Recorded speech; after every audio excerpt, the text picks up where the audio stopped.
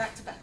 Now, this now wouldn't be such a big deal because Netflix boxes, but we had to record them all first. And at that point I gave up working on TV, which I have some regrets about. But it was that realization you can only do so much. And then as all of these areas are developing, they develop their own language, their own questions. So when I was working on Rhetorics of Fantasy, we actually took out all the references to film and TV, with the sole exception of Buffy. But I wanted to discuss the episode Hush, because it's such a good piece of horror. You know, the way it's actually done, it fits what I was trying to argue. So there's a whole set of vocabulary out there that I don't have anymore. Does that make sense? Yeah. And that I would then have to bootstrap in order to do it, which doesn't mean I wouldn't. The only person I know of who's good at that is Adam Roberts. He's managed to preserve a certain cross-disciplinary or cross-platform focus. I tend not to say media, platform makes more sense. And I am interested in what happens in adaptation.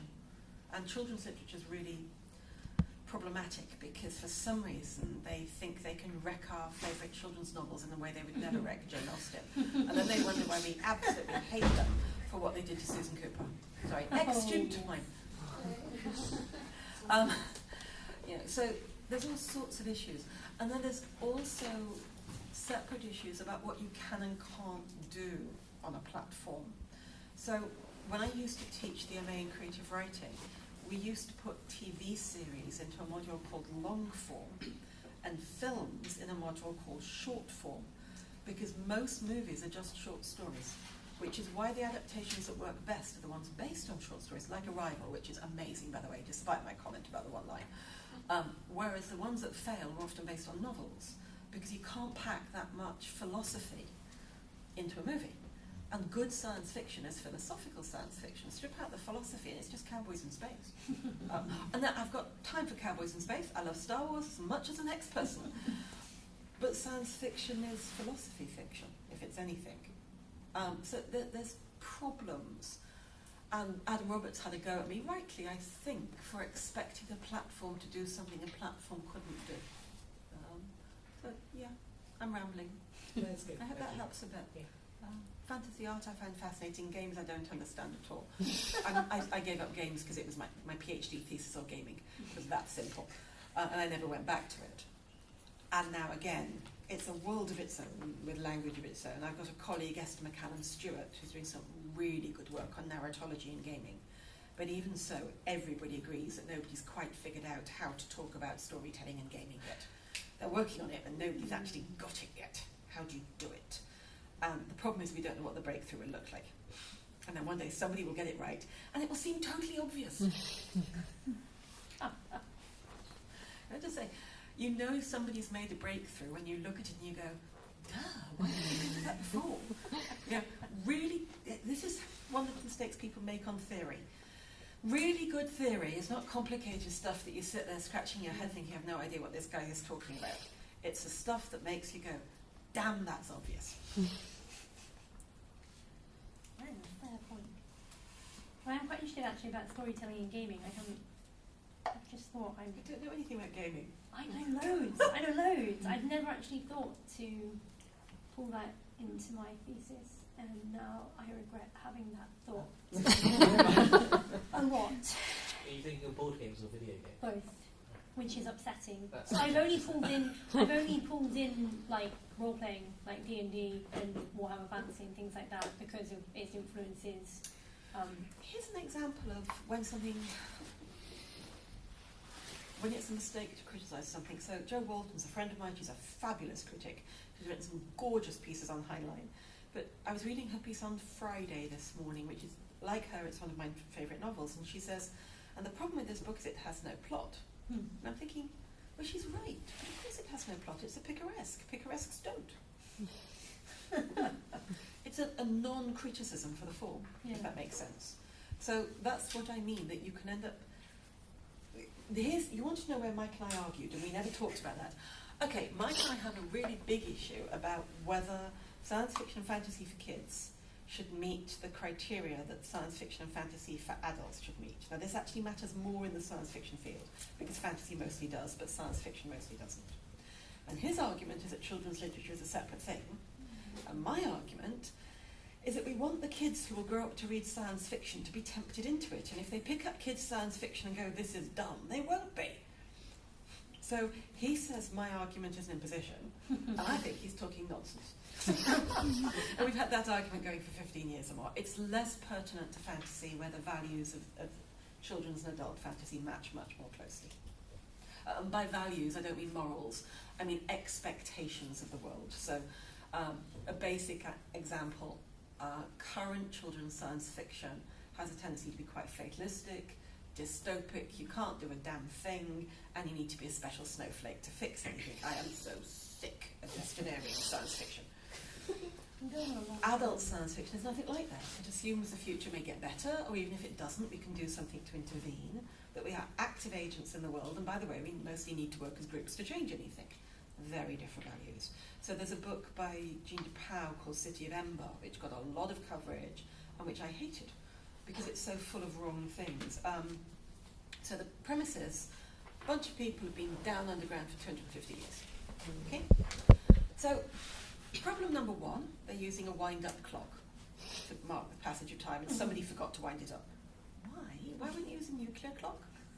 Problem number two, somebody decided to send down grandparents and babies in order to have a clean breach, which means about the age of 15, the grandparents will be dying off, they won't be able to keep controls of the kids, and knowledge will be lost, yes?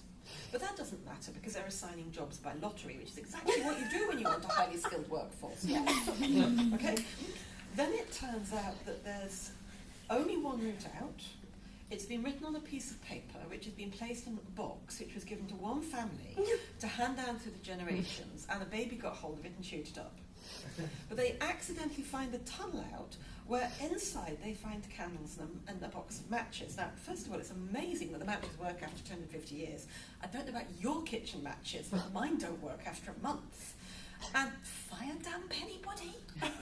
And that's before we get to the fact that the staple crop is potatoes. Oh, and nothing is reinvented. Things just run out and are broken. Nobody makes anything from broken things. And by this point, I am throwing this book against the wall.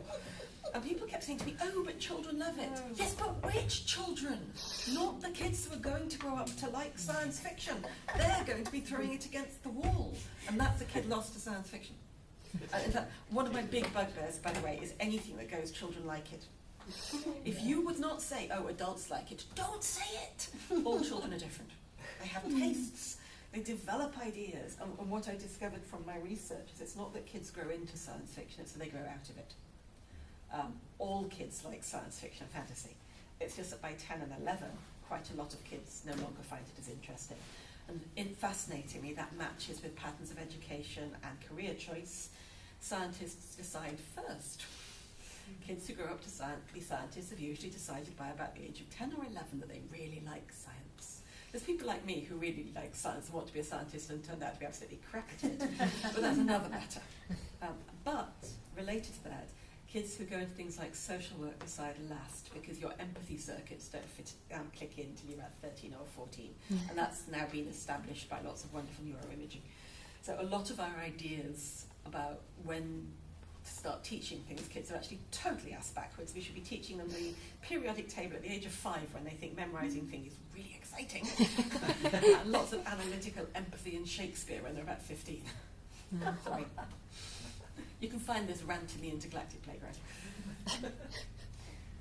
No, I like it. Does anyone else have any questions? I want to hear about the book cover. Yes, that's true. Oh, cover. The book, yes. This is the book cover. Can you see? Non-gender determinate child book octopus. So I'm at a convention called Dragon Con, and I see this picture as part of a poster for the Lovecraft Library. Okay, and it was by a chap by Mark Helbrig, and I looked at it, and I took a photograph, and I sent a copy to Mike, and I got a puzzled little note back saying, Farah, why are you sending a picture of you as a child? I don't have the picture with me, although we could probably find it, but it is astonishingly like me at the age of 6, just astonishingly, to the point that lots of people assume it's a portrait of me as a child with the octopus added. And the thing is, the portrait it's like is that when my grandmother got taken and I was a little older than 6. It was a professional portrait. They gave me a fake book, which I was very annoyed about. And then they told me to look up as if I was thinking. And I just said to the photographer, but I never look up from my book. So this kind of commemorates that reading child as well. And I do love it. We were very lucky they agreed to it, because a good book cover is a precious thing. It really can make a difference. That's why I'm so fond of it. And Mark Helvig did that typical thing that artists do when you say they wrote, which was, what do you want to, what's this about? And they always come down in price when you explain how many copies are going to get sold. Because that's a hell of a lot to come out. Is that a question? Sort of. I was just Nice thinking, and loud, because I struggle with deep voices. you mentioned Lovecraft, just Yes. again to it, and you've been using the terms science fiction and fantasy sort of. Kind of Are you using them interchangeably, or do you draw a line somewhere? Depends Because what I'm Lovecraft writing is- about. Yeah. So for the Intergalactic Playground, I used a very rigid definition of fantasy. So Eleanor Cameron's Journey to the Mushroom Planet, which very different, rigid definition of science fiction. Most people count that as science fiction, and I said no, because the rocket is basically powered by wishful thinking. So for that book, I was absolutely adamant it had to be mechanistic. But I did that because I was dealing with a lot of variables for that book, and I really did need to cut them down a bit. But normally, I would say that the two genres are very strongly related. Where there are a couple of fundamental differences is in terms of the relationship of the protagonist to the universe. Generally speaking, in science fiction, and this is why I have a problem with some kids' science fiction, the universe does not give a damn about you. If you step out of that space airlock without a spacesuit on, you're dead. Now, I know there are exceptions, but they tend to become fantastical. There's that improbability drive in Douglas Adams. Well, there's a reason it's called the improbability drive. In Karen Travis, somebody turns out to be hosting a virus that keeps them alive. Not conscious, you understand, but alive. But generally speaking, you can take the back off the universe, you can figure out how it works, and it doesn't give a damn about you, and if you do something wrong, you're gonna die. Whereas in fantasy, protagonists are more likely to be preserved. Pratchett talks about this in Discworld, where he has Vimesave, Captain Carrot, where without anybody hanging around somebody with a big destiny, because whatever's supposed to happen to the person with a big destiny is going to hit them instead, kind of a ricochet effect.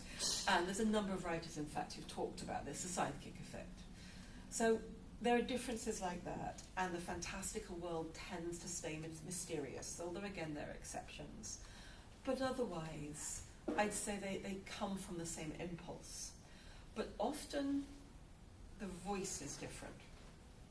The fantastical voice is almost always about keeping distance from the world. Now the exception here is Portal Crest fantasies, where in some ways they function more like traveller science fiction. Because in order to make the world as real as possible, they have to make it not wondrous. And this is something I talk about in Rhetorics of Fantasy. So the thing that makes, everybody criticises Tolkien's use of potatoes, but actually it's one of the things that helps make Middle-earth real. Does that make sense? It makes it mundane. And you need to do that with portal fantasies to make them real. So if you were going to ask me where the crossover line is, it is ironically on the portal fantasies, what other people would say are the most fantastical. And this is where I really disagree with Brian Atterbury. I think he's flat out wrong. Also a very good friend, by the way. All of these people are my friends, I need to emphasise that. And we've argued about this, but to me, the portal fantasy is the least fantastical, although immersive fantasy, because in many ways it is just a science fiction interplanetary romance, only with magic instead of tech.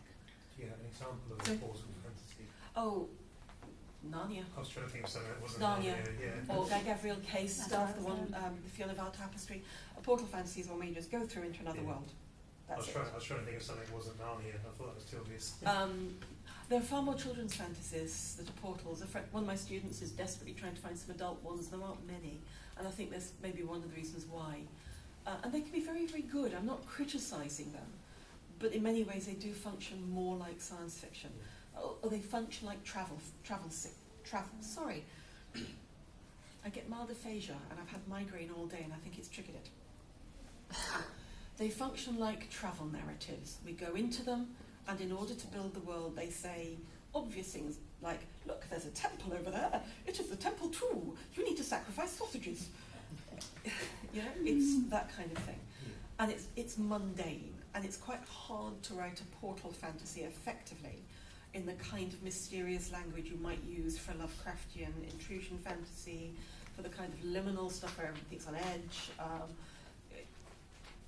because then it would seem too fantastical. And in fact, it's actually one reason why series fantasies can get less and less fantastical as you go on. Oh, I gave up on the Wheel of Time, I'm afraid. But what a little I've read of it was definitely heading in that direction. Oh, and it's also why you sometimes get authors constantly inventing new things, because otherwise it stops feeling fantastical. Harry Potter's in this category. Constant new inventions, but no real imagination, I'm afraid. Oh, has anybody seen the trailer for Fantastic Beasts? Yes. Yeah. Yes. Apparently there's a backstory we're not being told in which there's been a complete genocide in New York. I have never seen such a lily-white movie. I had been warned that there was a problem, but I saw the trailer last night. It's not just that New York is all Caucasian, it is the palest Caucasian they could find. You read the Sorry, play. nice and loud, You read the play unfortunately. of Harry Potter. Yeah. My question was, when would you say that children's fiction becomes teen fiction? Because sometimes people say that it's teen fiction and then The it's moment you start children's introducing fiction. love. Yes, I do sound really bitter about that. It's the difference, and it's interesting you use the phrase teen fiction. I use that phrase quite deliberately because juvenile fiction written in the 50s doesn't contain that. It's very career-oriented. And a lot of critics talk about that as being not understanding what teens want, forgetting that teens in the 50s left school at 15 and 16. They weren't going into work. It was very close to them. Now, because we play at being adults for 10 years before we actually get into the workplace, because most of us don't get our first jobs now till we're 22, no, that's quite late. You have playing at happy families instead. And I'm being sarcastic about it because it's rarely realistic. I mean, Pullman is actually the worst offender with all this true love stuff. I'm sorry. This is a man who thought he was improving on Lois? I think not. I was very unhappy about that. But with The Cursed Child, I would say that there are other issues. One of my students, Christopher Owen, is specifically working on institutionalized, not discrimination, institutionalized and systemic oppression within children's literature texts. And he's actually focusing on children's literature rather than teen mostly. But he came out of that play incandescent. And I've read it and he's right. It's absolutely set up to be a gay romance and then they pull the rug. It's totally set up. There is 2 comments, I'm sorry, I don't remember their names, about one of the boys having a slight flirtation with the girl. It's a clear setup so they can bring her in and marry him off. It's outrageous. But I'm afraid I've sorry, this is going back a bit, but I got hate mail for it, so I'm proud. I wrote the very first essay that actually criticised Rowling, and I said after book 4, these books are racist. This is a nice, liberal, well-meaning woman who has zero clue about systemic oppression. I'm sorry, the denoming scene, the attitudes to giants and half-breeds, it was all there. By book 5, when Winky is crying at the fireplace for her lost slavery, I was going, what is going on? And it's straight out of Gone with the Wind. And yet, same friends of mine were saying, oh no, Farah, you're imagining it. I have had apologies. And of course we've had this row over the North American one. She's nice, she's well-meaning, and she doesn't get it. She really doesn't. You know, she thinks she can make Dumbledore gay retrospectively. I'm sorry, it doesn't work that way. And I say this to somebody, I have to be out about being queer because I am married to a man, okay? So I'm quite pointed about it. I'm a queer woman, married to a man, and every gay student I've ever had has figured it out without being told. You know, being gay is not something you literally put in a closet and shut the door on. It's a part of how you react to the world around you. Sorry, that's a longer answer than you wanted. But to come back to the book, it's the division between, can I read the book a second? I think it's chapter 8 and chapter 9. We were struggling a little, and this is one of the things we spent quite a lot of time talking about in the end. So if you look at chapter 8 and chapter 9, and particularly the division we make in chapter 9, so the division we made between the two was chapter 8 as books that don't do puberty, okay? They may go up to through teenage years, but they don't do puberty. It just doesn't exist. Chapter 9 is books that do puberty. But even within that, we split it between what I define as YA, and this is one of the arguments with Mike, but there was a problem by this point. The book was badly affected by a number of things. One, we both got promoted and became heads of department at the same time. Two, his wife got sick. She's fine now, but that was a problem. And then he got carpal tunnel syndrome. So chapter 9, he was supposed to write, and I wrote it on his notes. That was fun. And with the help of Goodreads. Thank you, people, if you've contributed to Goodreads. And what we finally agreed is that there's one type of YA books that absolutely fits that playing at adulthood that I talked about, where you have a lot of emphasis on dating and relationships, and the magic is often structured around that, and there tends to be mentions of true love. And then there are the books which are concerned with other issues, okay? Family sometimes, not family, work. They're often quite bitter books. Frances Harding is one of my favourites. The Finding a Place in the World, the Discovering the World Isn't the Way You Thought It Was. And those books overwhelmingly do not have romance in them.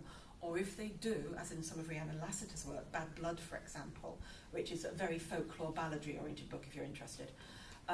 It's a Reynard the Fox book. In that, romance turns out to be a real deception and a lure and threatening.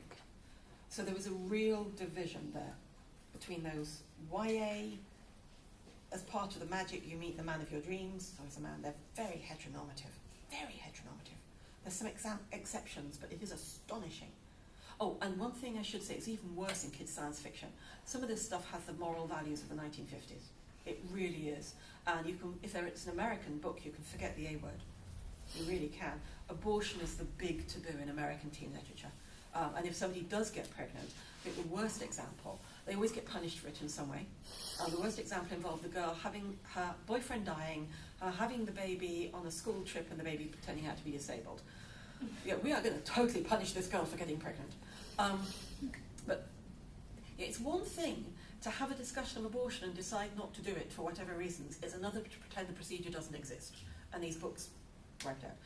But all of these very heteronormative, growing up to start a family type of books, even if the family turns out to be a coven of witches. And then over here, the other books that look much more white, I think of as juvenile books, where all of that's somewhere out there and isn't part of it. That's not quite your question, but I hope that helps a bit.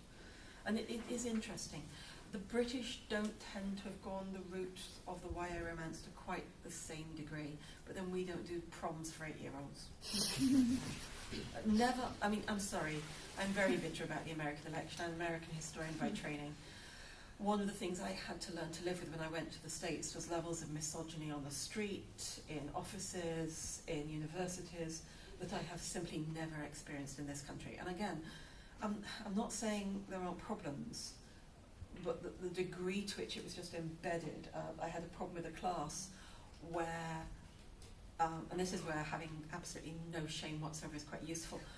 I was in theatre when I was younger, whatever. What kind of class do you have when the lads start taking a sweepstake on your bra size? Now, I just turned around and said, why didn't you ask? And then they tried to shame me by claiming that the top I wore was too low cut. And we're in Baltimore, by the way, where the young women used to turn up as if they'd been off on the beach.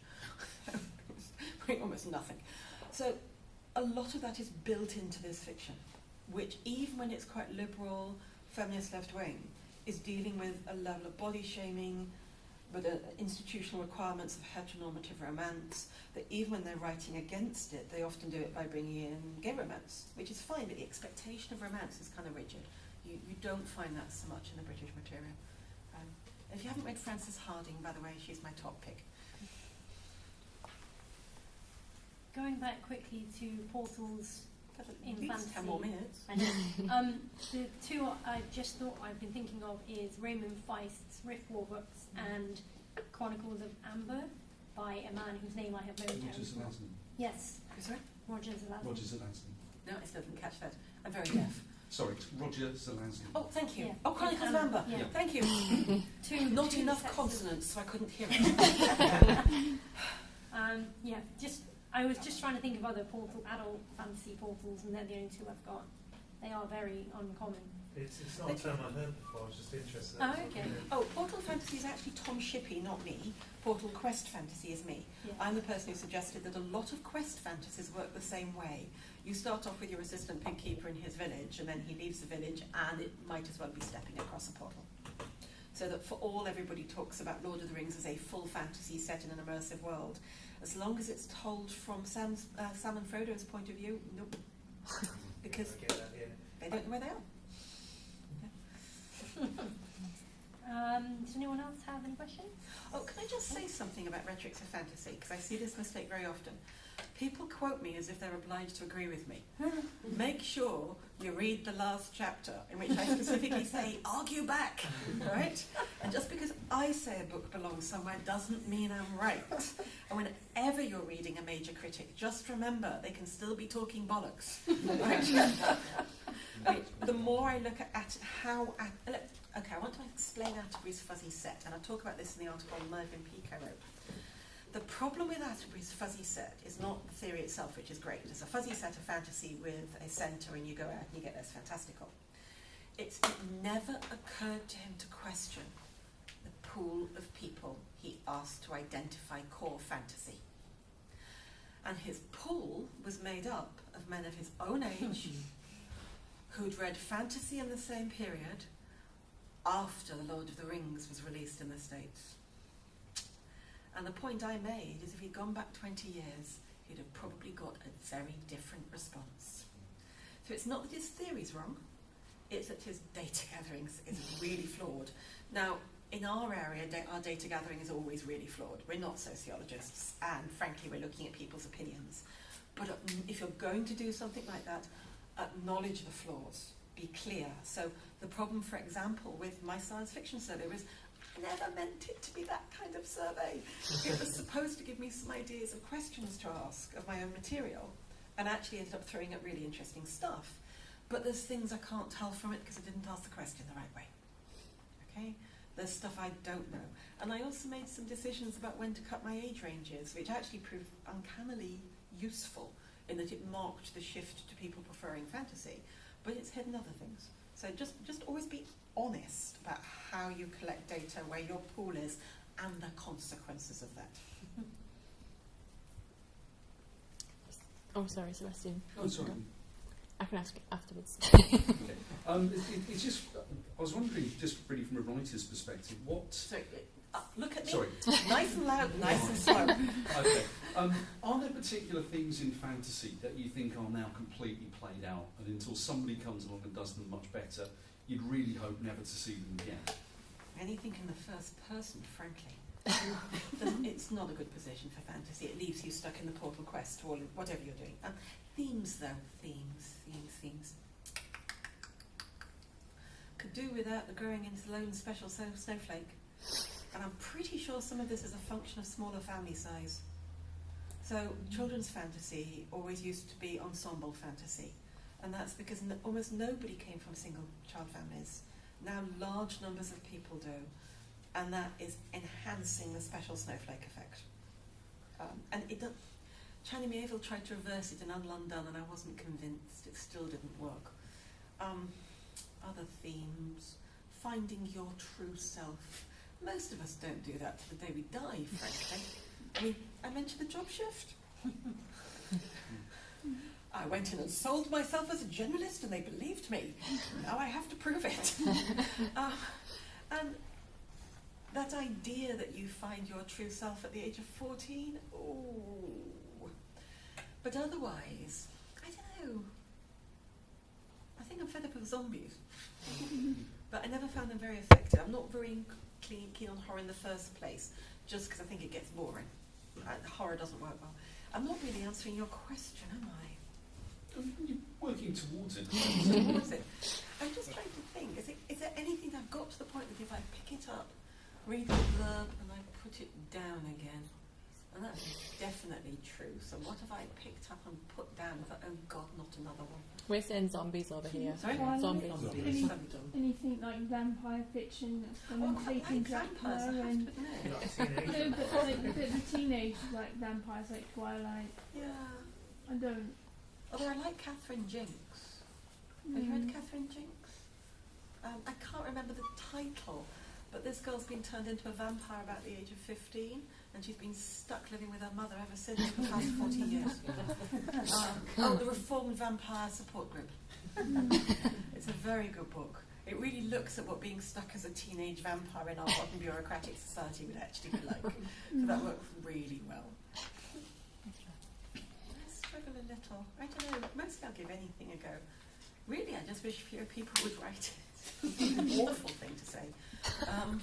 But we've gone from a market so small that only the best got through to a market so big that, my God, there's some awful stuff out there. That makes sense. Yeah. Oh, I'll tell you one theme I really hate, and that's girls passing as boys without a thorough understanding of what that would mean. And girls in historical novels, fantasy or otherwise, wanting to be boys and do boy things. You know, and this is something it took me a while to realise. There's a very good book by Amanda Vickery called In the Georgian Household, Behind Closed Doors in the Georgian Household, which I recommend. It's only when women's work gets industrialised and women get turned into consumers that most women start wanting to do what men do.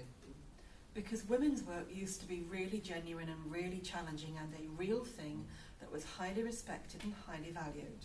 And getting married was as important to a man as a woman because he couldn't survive without a woman either. Okay? A lot of feminism comes out of the devaluing of women's work in the late 19th century. So the easy way I would put it is, at the beginning of the 19th century, if nobody sews, you've got no clothes. Nobody cooks, there's no food. If nobody cleans, you're all dying of plague. Women's work matters. There's a lot of production going on in the household. So it's one thing to have a woman fretting that her work is confined to the home, because one of the big differences is between working inside and outside. But just for her to say something like, oh, boys get to do all these things and I get to do nothing, ignores things like the fact that boys get to do what their dads tell them to. They're going to be apprenticed where their father puts them. Girls often go into the family business, often as accountants until well into the mid-19th century, when family businesses move out of the household. Mrs. Beeton kept the family accounts, for example. But her much younger sisters were ladies and didn't. So things like that can really annoy me, but that's less about fantasy than it is about a real flaw in research. Although, if you want a pet hate, book-wise, anybody read I, Coriander? Sally Gardner? It's a fantasy novel set in the English Civil War, except she knows sod all about the English Civil War. It's one of my pet periods. And part of the structure of this book is that the stepmother, who is a rabid Puritan, will not allow her stepdaughter to read because that is not proper for a Christian lady. And if you know... Yeah. Anything about 17th century Puritans? Yeah, that was my reaction. I had to explain to my American friends, this is like writing a book in which Herbert Hoover founded the New Deal and Franklin Delano Roosevelt was all about cutting welfare. It's a fundamental wrongness. Because Puritans were all about everybody reading and writing. Okay? I hate the books so much. You've almost made me want to watch. No, I'm now going to read it because I like that. You have to. It's true. Oh, and her father is a City of London merchant who secretly wants the king to come back. Yeah, it gets worse. Yeah, the City of London actually barricaded London to the king. I think I have to. That one could be thrown in pieces. It was an absolute classic account. People who know, everybody who knew nothing about the 17th century loved the book, and the rest of us were going, "Oh my God!" So if you're going to write anything historical, please do your research. Talk to people like me. Anyway, right. Historian by training. Question over there. I haven't read your book, but I was just going to ask you, talking about male and female as in characters and expectations, but do you think there's any difference in male and female fantasy writing? Do they tend to sit on either, or can you genuinely not tell who wrote it? One of the most sexist is one of my favourites, Diana Wynne Jones. I absolutely love her to bits. But you can't get away from the fact that all her mothers are rather unpleasant. And that's partially about her own mother. Okay? But she starts doing female protagonists quite late. It's because she had 3 boys. She probably would have written differently had she had girls. I'd actually say, if you're looking at children's authors, look at the sex of their children. It's often a much better guide than is their own sex. I can't remember what Rowling's got, but she's a real problem as well. She had a daughter when she was writing Harry Potter. Because I won't forgive her for Hermione's teeth and nose job in a hurry. For those of you who haven't read it, Hermione uses a magical spell to reduce her teeth. And I said nose job because that is basically what is going on. She uses it to straighten her hair. And then she has Hermione say, "Oh, Harry, a good heart is so much better than brains." Hermione. I hate Hermione. It's actually in the movie as well. Yeah, it's there. And then she marries Sir Ofter Ron Weasley, a marriage which is going to last about 3 years until he starts drinking. That is what a Ron Weasley married to a Hermione would do. And then Ginny goes off with Harry. Sorry? Ginny gets off That with actually Harry. bothered me less because I was never very keen on Harry anyway.